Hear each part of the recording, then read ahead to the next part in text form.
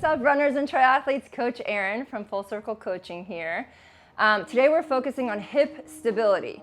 A lot of times triathletes who are always moving in the forward plane don't have much lateral strength and support or stabilization in their hips. So they foot pedal on the bike and their hips rock side to side. That has to do with a bike fit, but it can also just be a habit. And then also when you land, when you're running, if you don't have a lot of stabilization in your hips, you can lose a lot of energy by your hip going out to the side. That can cause IT band syndrome and a whole world of other problems. So this is one of my favorite. There's like 5 exercises in one, and you want to do them all in a row to really fatigue one hip so that it gets stronger, and then you're gonna switch sides. I like to use a yoga block, or you can use any kind of a step. So any way that you can lift your foot off the ground. And again, your foot is super straight. Your toes are not turned out or turned in. So the outside edge of your foot needs to be super duper straight. So from here, I'm gonna slightly bend the leg that I'm standing on. And then I'm gonna balance with my hands on my hips, right? And the goal, actually I forgot, we're gonna start with your hands on top of your head to really make sure that your core is doing the work and your arms aren't helping you balance as much. And the first part of the exercise is just tapping your heel to the floor and lifting back up. And this is hard. As you can see, I'm wobbling, right? But I'm getting the job done, right? So 20 taps. Your heel is just tapping straight down beside you, and you don't want too low of a drop. This is a yoga block, so it's about 3 to 4 inches, and that's it. You're gonna do 20 reps. The next exercise, right away, without any rest, you're just gonna keep the leg that you're balancing on straight, soft knee, and you're gonna turn your opposite toe in as if you're touching the middle of your foot. So 20 reps. Then you're gonna do the same exercise with your knee bent. The leg that you're standing on, the knee is bent. 20 more taps. And my hips are really having to fire here to help keep me balanced. So 20 reps.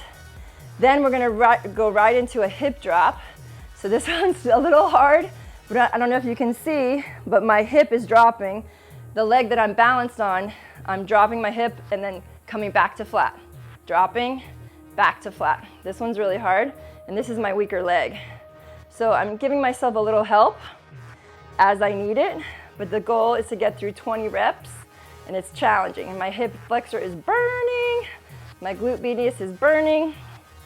So 20 reps, and then the last one is a little back lunge, really just focusing on driving all your balance up onto this right leg to kind of finish it off. And I can tell you it's on fire now. I'm stepping back, making sure my knee doesn't go forward of my toes, using my opposite arm and leg, my opposite arm to swing with my leg through, and again, 20 reps. But I can tell you my right hip is on fire.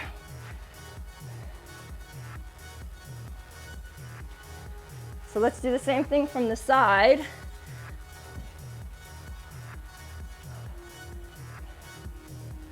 Toe tapping now with a straight leg.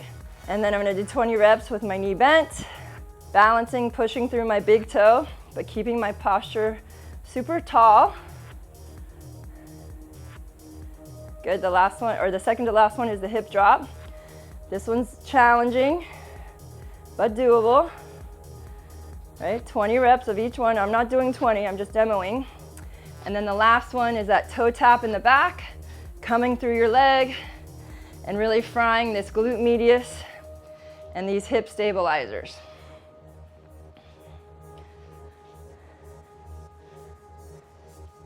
Okay, you guys, so that's called like the 5-way hip. I learned that actually from a natural running coach. I forget his name right now.